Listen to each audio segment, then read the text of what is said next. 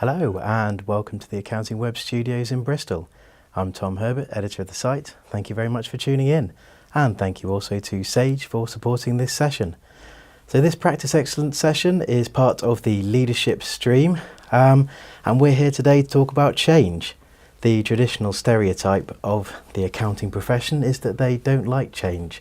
However, given that the world is on the move in terms of technological, legislative and innovative changes that are going on, change is now part of the vocabulary for every forward-thinking practitioner. So we're here with a panel of experts today to discuss how to make changes stick. This morning's session, which you can still watch via the Practice Excellence website if you register, was about the trends coming out in terms of leadership from the Practice Excellence Award applications, and this afternoon session will be on making changes that stick. And here today to discuss this with me, returning to the Accounting Web comfy chairs, are Denise Isles, who is Director of Practice Excellence Award nominees, the Fish Partnership. Thank you very much for joining us, Denise. And Sean Evers, who is Director of the Accounts Division of Sage. Hello, Sean. Hi, Tom. So, just a bit of event housekeeping first. So, all these sessions will be available on demand, so if you're having any technical issues viewing the content, don't worry, you can watch them on YouTube afterwards.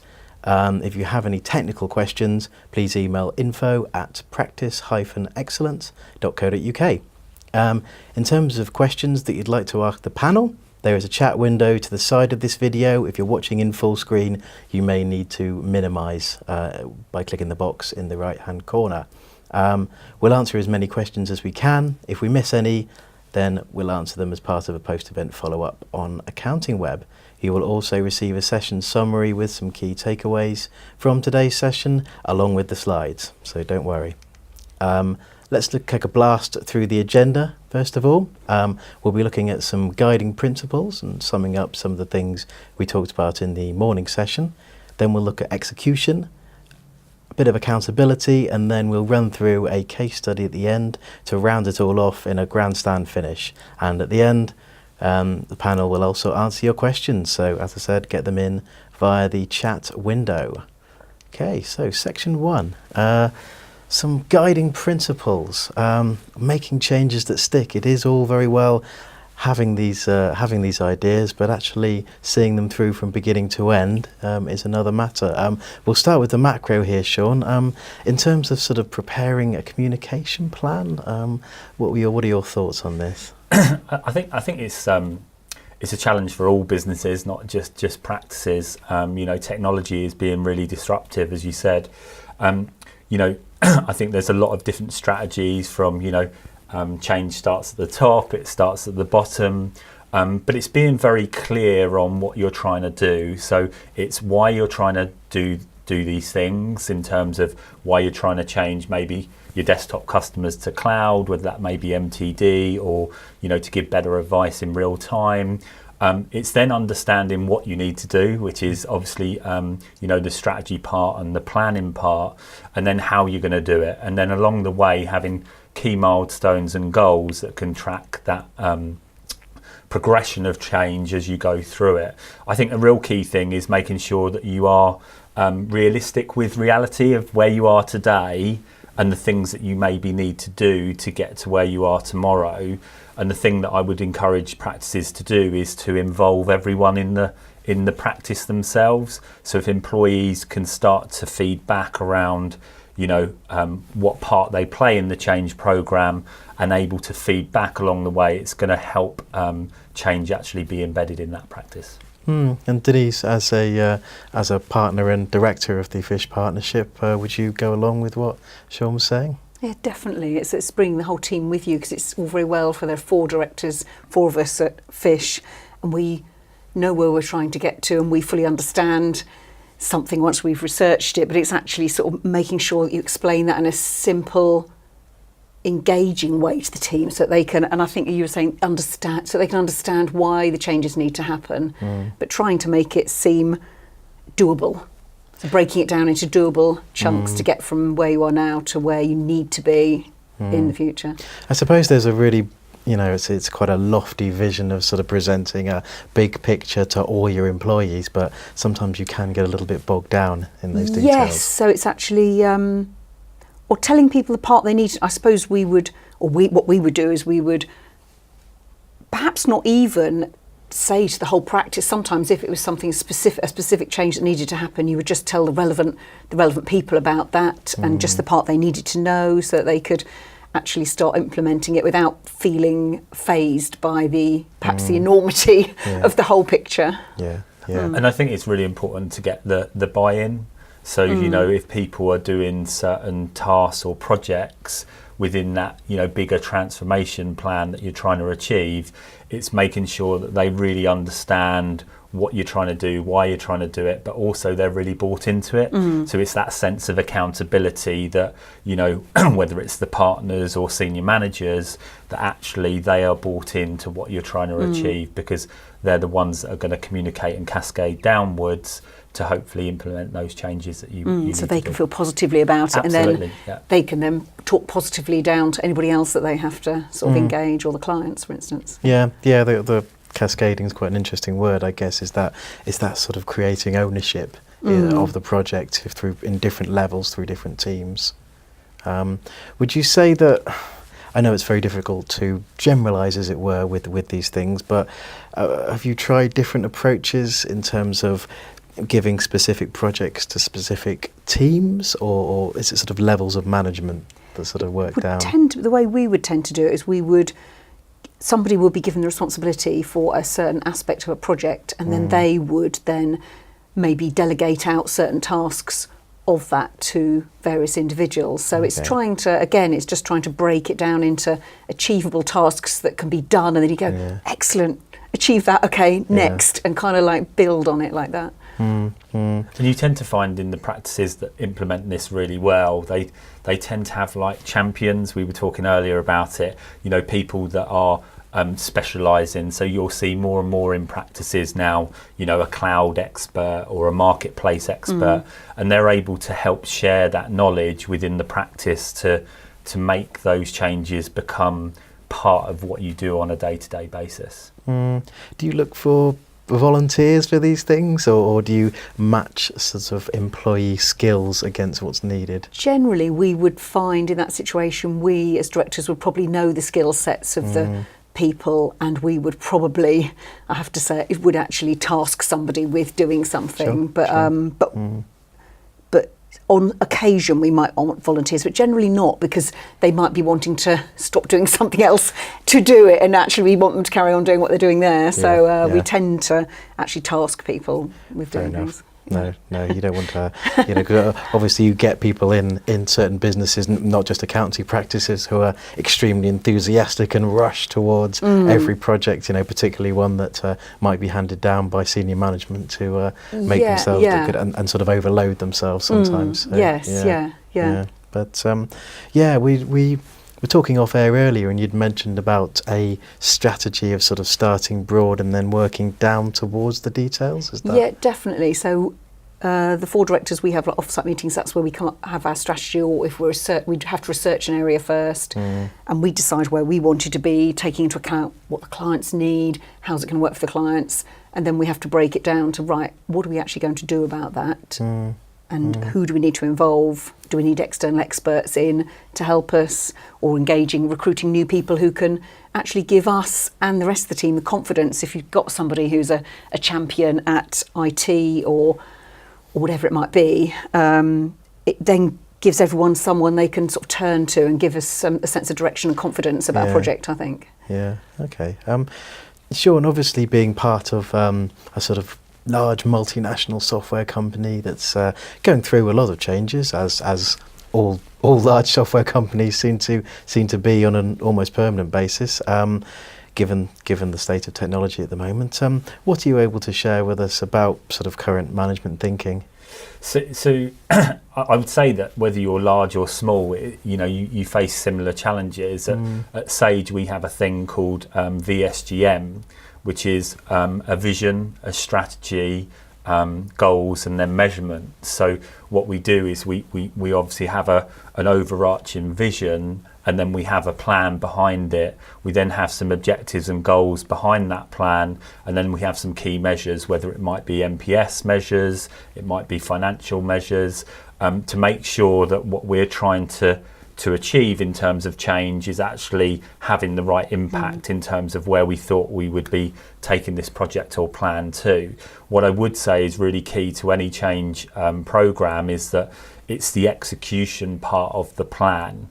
I think a lot of people understand, what their vision is, how they want to get there or where they want to get to, but it's then the doing aspect of how do you create execution plans that really come to life and that you're able to measure on a monthly or quarterly basis.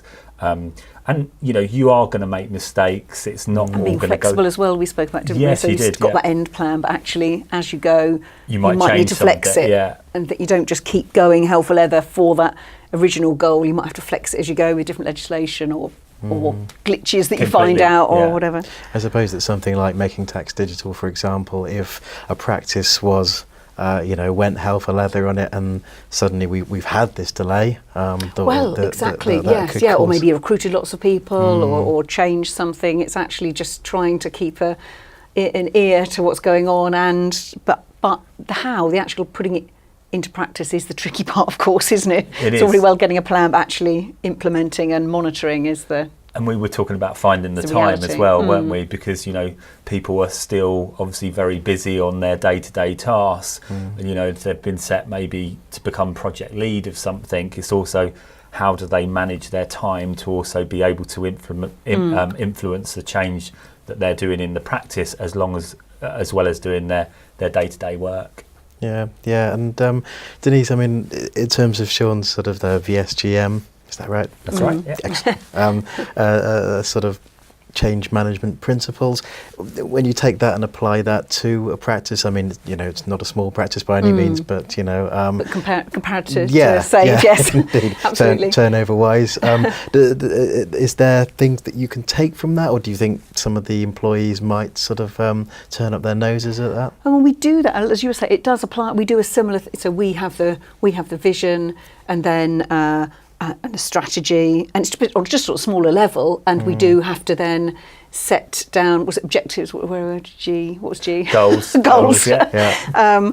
For each, and apply and delegate those out to people, and then monitor them. So we're doing the same thing, but just probably just on a much smaller scale, I suppose. But it's actually making sure. It's how to deal with things when they go wrong. I think we spoke about that earlier. Right. If you Yeah. delegate a task to somebody and it doesn't happen, it's knowing quite how to bring it back on track whilst making that person still feel respected, part of the team, and trying to understand why it didn't happen and help them to achieve it. And we spoke earlier about the importance of like culture and mindset.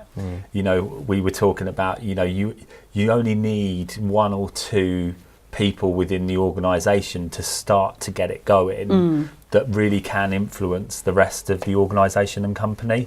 On the reverse of that, you might have some people that are a little bit uncomfortable with change, or maybe don't see the benefits of where we're trying to get to. And it's to understand who your influences are, but also those ones that might need some encouragement or support on the journey. And we found it best when you're doing that, it's more understanding of what their reasons are for why they feel uncomfortable, and then how you can support them through that to really start to accelerate that change within your practice. And it's about being tenacious and having some You're determined, isn't it? Yeah. This change does need to happen, and it's making them realise that it is going to happen. and it's hard It's just work, right? encouraging them to kind of come along with you. Yeah. And it's not easy. I don't think anyone that's gone through a transformation or a change program would say it's easy. It is difficult. It's hard work. But if you can lay out some really solid plans with some really, tangible measures and metrics, you can really start to make it come alive. Fantastic. So I think you'd mentioned a couple of minutes ago that execution was one of the key elements to any plan for change management. So section 2 is all about execution. Yeah, so I guess you've created your plan. What next, Denise? That's actually about finding out what people are best at in relation to that project in your organisation, and finding, as you were saying, a couple of key people. Because I think once there, you can often find, I would say probably about a third of people would probably be resistant to change. A third might be positive and love change. And then you've got this middle band who pretty much, will go along with it, easy come, easy go kind of type people. And so it's just making sure that you can find some of those key positive people who understand what you're trying to achieve and get them in on it. And then it is then spending the time trying to make the potentially negative people realise how it can help them. Yeah. And I think for most people, they are part of the practice, we are one team, but actually it's trying to make them realise how it can make their working life easier. And generally change is because we're implementing innovative technological changes that'll make things swifter or different, interesting, they're learning more, but some people just don't like change. It's like a personality issue. Indeed. So it's working with those is probably the toughest Yeah. thing, I think. Yeah, it is. And I think it's also really important to have a real good cadence around follow-up. So once you've laid out your plans and you've assigned certain tasks or activities to people, it's to have a follow-up system in place. We were talking offline about having bi-weekly, monthly, where you're reviewing that plan, and not necessarily everything's going to go to plan, but you're able to say, okay, what have we done in the last 2 weeks? Is it where it needs to be?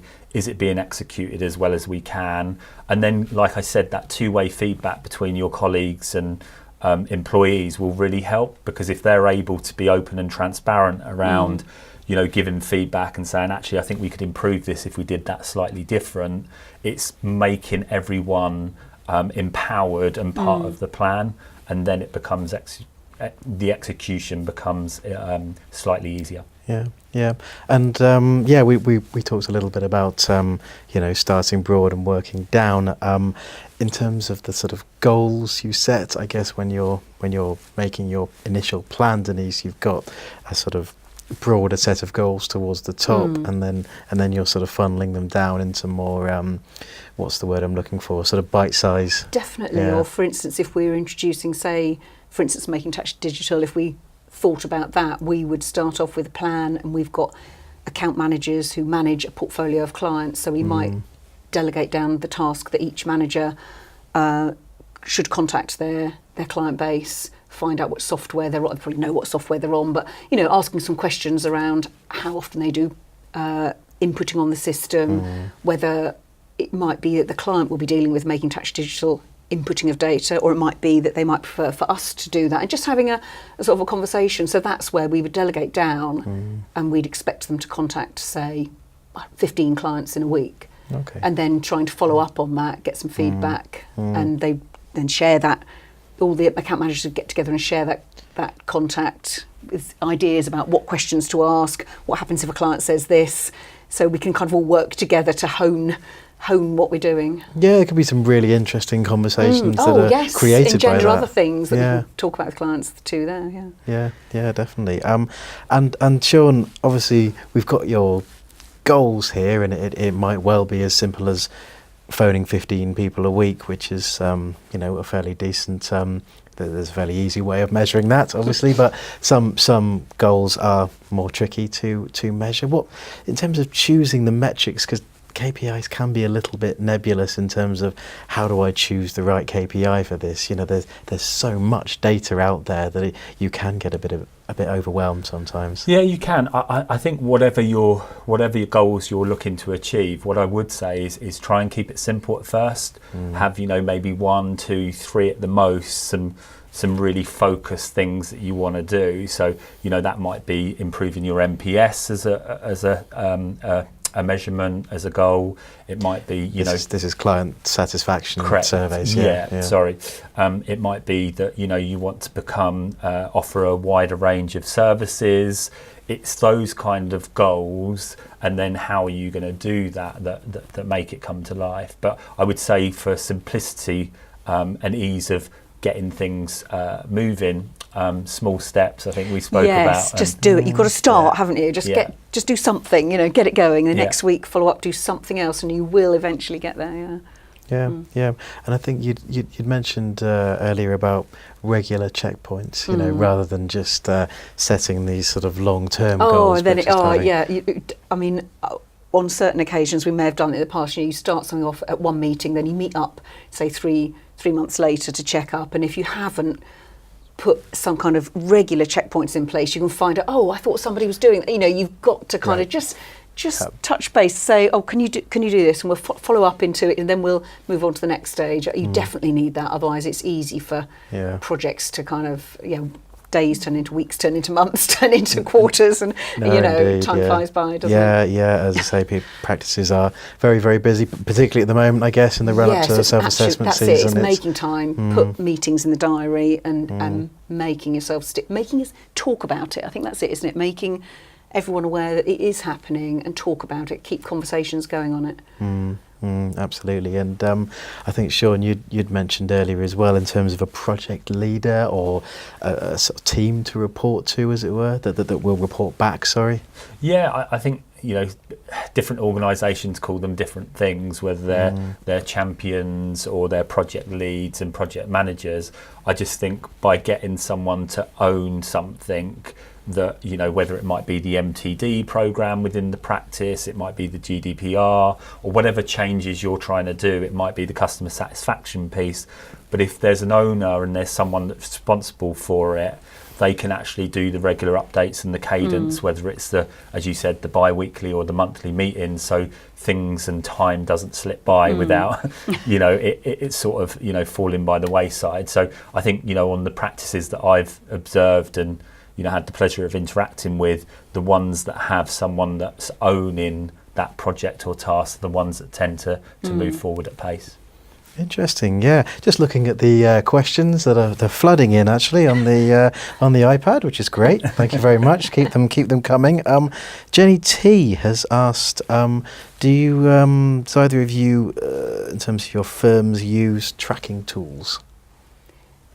In terms of sort of project management, or we don't tend to use anything like that. And we've got our practice management system, and we have job profiles for all of the work, but we don't actually. And just because we haven't got any software for it at the moment, but for projects we don't tend to use any kind of tracking for projects. I don't know whether you do. So we use a number of different project management tools that would have like a RAG status. So we have like a red, amber and green that would allow us to see, as part of that workflow and that process, where that was trending. And it's just, again, when we have our bi-monthly or monthly sessions, that owner would be able to update the group on where those parts of that project were. So for instance, if you were to think about, I've got, over the next quarter, I want to transfer 100 clients onto cloud technology, it's where in that stage over the next 90 days is that particular activity tracking to. If the audience want to reach out to me, I'd be happy to share those platforms that they use. Fantastic. Yeah, we'll include details in the follow-up pack that will be emailed out. Interesting comment here, but one more before we move on. Anne Jem says, it's not too hard to make changes when you're new, but when you've got a bigger practice that's been going for a while, it's much harder. Would you agree with that, Denise? Or? I'm not sure that I do. I mean, we've been set up now, I think it was the late 60s, the practice was set up, and we've got some long-standing employees who love the jobs they do, could potentially be resistant to change. But I think anyone in a career, has to be looking to the future, or that's what we want in our practice. That's what we would like. We like people to be flexible, approachable, adaptable. And I think people have to be in these days with all the technological and legislative, particularly, say, tax legislation. It's just something that you've got to deal with in this industry and most industries, I think. Yeah, absolutely. Yeah. Interesting. Okay, well, thank you for your questions. We will come back to them at the end. But for now, we'll move on to section 3, which is about accountability. So, again, I mentioned the traditional stereotype of accountants at the beginning of the program there. But in terms of interpersonal relationships, certainly my mother was an accountant for 35 years. Hi, Mum. She certainly found towards the end, when she was on at a sort of management level, she found that the interpersonal relationships harder to deal with than her spreadsheets. But I guess now that sort of is changing. That if you want to implement a change program within your practice, you kind of have to be quite good at that sort of thing.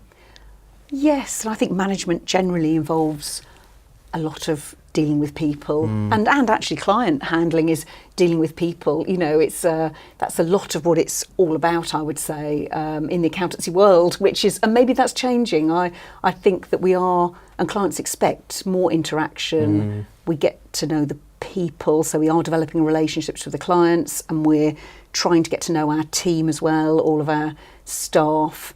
So whenever we're dealing with them, we're not didactic and issuing commands from on high. You know, we're trying to do that, including them in the team. This is what needs to happen. We're going to do this. Let's go. You know, it's a bit more like that. So I think part of it is probably our expectations, creating that expectation in the team that we want them to be open. We want them to. We try to be approachable and friendly. So we want them to feed back to us. So hopefully there is better communication, I would hope, than people might imagine, a firm of accountants. Yeah. I think that the piece for me is, once you've got your employees and colleagues to understand why we're doing things, it's then the what and the how, and then it's that follow-up session. I think the easiest things to slip for any organisation, not just accountancy practices, is you don't have that regular one-to-one with staff where you're able to sit down and say, what happened over the last month? How did you feel about it? What are 1 or 2, 3 things that we're going to focus on for this month? And continuously review it, because once you do that, you get into a place where people understand what your expectations are and how they're expected to do their tasks and activities. And then if you have regular check-in points, maybe a week before that, one-to-one comes up, you maybe send a quick email or you talk to them and say, look, really looking forward to your one-to-one next week, or catching up and seeing how the progress of that is going. People start to go, oh, actually, this is really important. And actually someone's going to ask me about my month or that particular activity or task. So the piece for accountability around the people piece for me is making sure as managers and as leaders, you make time to be able to review what's happened and then set some new goals and activities for the month going forward. Interesting. So accountability, Denise, just as an example, if you've got an employee who for whatever reason hasn't done what they've said they were going to do or what you've asked them to do, how do you approach that? Initially, I think I would just express disappointment, to say, look, we'd set this task. It clearly doesn't appear to have happened, disappointed about that, and surprised because we clearly expected, normally you perform excellently and so to try and put a positive spin on it and then try and understand why, because there might be exceptional circumstances. Goodness knows what's happened on their client portfolio or personally. Sure. So it's just almost allowing them to explain why it might have happened and then to find out, right, do you need some help? And next time, come and ask for help sooner. It might be there's a lack of resources, they didn't quite understand the task, all manner of reasons. So it's just trying to get a conversation going and let them realise that it's not a failure, it's just perhaps the task wasn't possible in the manner that we saw it or we expected too soon a result. So, and I think that's really interesting is that, what Denise is explaining there is one of support, which is something that I would really advocate, is that, if someone hasn't managed to do a certain activity, task, whatever it might be, is the initial thing is to understand it and then understand what support is required to be able to do that, so that that colleague or employee feels like, actually, I can come to you during the month if I'm under pressure or something maybe you're out not of just sync. whacking them with a great big task and whoa, it's yours, you know. You know, and it's more collaborative. Mm. And to Denise's point, at the same time, you know, there are deadlines and things that all of us need to achieve. So we need to make sure that we've got a balance of that. But it's for one to start with the support aspect of it, to be able to get everyone to a position where, you know, one, the employees engaged and happy, and two, the business is happy at the same time. Yeah, there's certainly in management circles at the moment, there's certainly this sort of challenge and support model that's sort of challenging employees on their accountability and then offering them sort of support at the end of it. I don't know if you chaps have come across that before. No. Yeah. So what's that? What you think? Almost trying to push the see what can be achieved, because some people thrive in that kind of environment, don't they? Whereas others would not. They would tend to collapse under that kind of environment. So it depends on the individual, doesn't it? I suppose. I think it's about giving people confidence, right? So it's that, how do you give people confidence to be able to, you know, one, make sure that they're stretching themselves and challenging themselves without feeling like they don't have the support to achieve those things. So I think, you know, we use a challenging model in Sage, but it's always with the premise of, you know, how do we keep improving? How do we do things quicker, faster, better to make sure that we serve our community and clients better? So it's those kind of questions. And I think I shared with you earlier, I was in a practice a couple of weeks ago, and there was, you know, I was lucky enough to sit on in an interaction between, you know, a manager and an employee.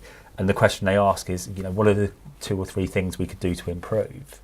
What are the 2 or 3 things that I could do to help you improve? And it was just so nice because, you know, they tend to have the answers. And actually, it was just really great to hear that. And it was a challenge, but it was also from a supportive angle. Interesting. Okay, so we've got the plan. We've talked about executing it, and talked about holding people accountable. So let's look at now sort of tying it all in together, as it were, in a sort of case study of things that have actually happened. Denise, you were going to tell us a little bit about your auto-enrolment strategy as a practice. Auto-enrolment, yes. So this was we probably started about 3 years ago or something like that. I can't remember. Probably about 3 years ago when the press first started talking about it and the legislation.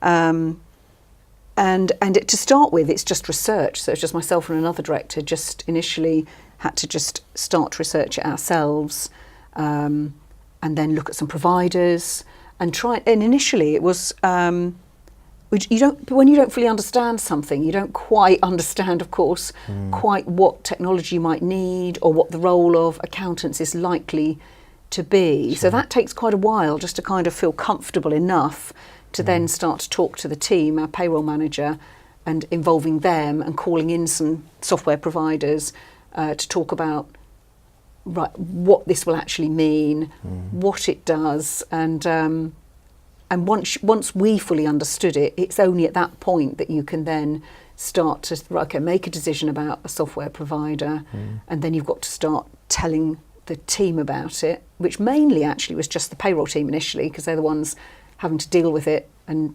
contacting the clients, and then further on, closer to, starting to tell the whole team about it so they can talk to all the clients who will be affected. So yes, it starts off as research, then down to the specific department that needed to know about it, and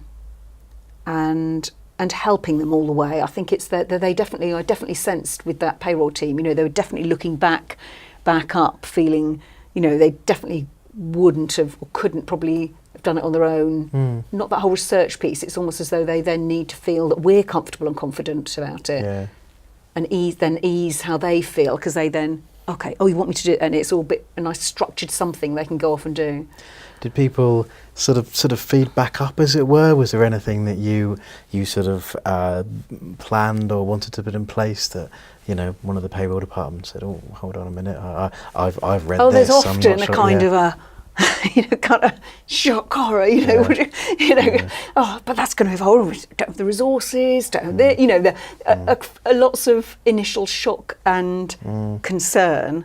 But actually, and it is actually, okay, let's get a spreadsheet, let's have a look at this. how many hours do we think it's going to take? And actually, once you break most things, once you actually get down to it and start looking at the detail, and we have engaged one more person to deal with that auto-enrolment actually. So okay, yeah. And I suppose at the time as well, sort of 4 or 5 years ago, there were a lot of scare stories about auto-enrolment. there always are and with the anything things. new coming in actually, aren't they? You know, it's just it seems to be such an enormous something, but I think most things, once they settle down, the reality is often quite different. I mean, now we've got to the point that all payrolls coming on from October need to have auto-enrolment at the same time. So it's just something that we're doing now as part of our normal process, but it was a massive project at the time. Yeah. In terms of the sort of granular tracking that you had to do, you know, did you sort of, was it quite a sort of hard piece to set it all up and sort of tick it all off as it went along? Or? Not too bad. And we probably used not having any kind of project software. We just sort of set up sort of a spreadsheet. We knew what we wanted to do, and we'd set timelines. And in a small organisation, that's relatively easy in terms of communication. There were 2 directors, 2 of us, and the payroll team. So it was just us keeping with it, making sure we got, say, the letters. We need the letters out by when? Okay, we've got to start drafting the letters, getting them in the system, that kind of thing. So again, it was just keeping to time, even when you're really busy doing other things. We had separate meetings booked on the calendar just for auto-enrolment regularly, probably monthly, I think it was. Yeah. Just when initially it was quarterly when it was way off in the distance, and then it comes down to monthly, and then it got even a bit shorter as you get closer and closer, just to make sure we're completely on target. Yeah. Interesting. And taking Denise's example of a project that now, I mean, has pretty much run to completion, and taking it to something that practices, hopefully, should be in the middle of planning for, making tax digital. Sean, have you got any sort of advice on how you would set up for that? I can give you some examples of what we've seen in practices that are doing this really well. Is you know, obviously there's been lots of changes to the Making Tax Digital programme from HMRC, some of the delays, for example. But what we've found with the practices that are, you know, they're pushing forward with this is, you know, they've clearly segmented their customer base, so they understand which customers they're looking to transition onto cloud products, for example. And it's not 100% of clients, because not 100% of clients are going to move from, you know, either spreadsheets or desktop to cloud. But, you know, they've had very clear targets of getting, let's say, 80% of their customers onto cloud products. They've then looked at their communication plan, so similar to what Denise is saying, where, you know, how are they going to communicate to their customers? When are they going to do this? Is, you know, again, timescales are really important. Is it the end of a year and they carry over the trial balance, that kind of thing? You know, they've also looked at the client training aspect, which I know offline we spoke a lot about, is, you know, how do we then start to train these customers to use the technology, whether that's through seminars or webinars. And they've just had a really clear understanding of how that program's going to work, and then who's going to be responsible for the different aspects of it. So, you know, I would really encourage people, you know, if you think about making tax digital, you know, we're probably 18 months away, you know, so if you think about that, you know, from a working day perspective, you know, you're probably looking at 360 working days. You know, it really isn't a lot of time to start thinking about it. So you really need to start thinking about those plans. But the practices that we've seen that have really accelerated this are the ones that have got those plans in place, and then they're executing against it. Right, good stuff. Thank you, Sean. Yeah, let's head to the question boards then. There does seem to be quite a bit of action. Let's roll back to the beginning. Not the Taxman has been in touch. That's good to know. Can Denise share the measurements or KPIs she looks at? I'm guessing this is in terms of project management. Are there any that you'd be comfortable sharing with us, Denise? When we're looking at measurements of it, well, it depends. For different projects, we'd have different tasks that we'd delegated. I mean, KPIs we use for the practice in terms of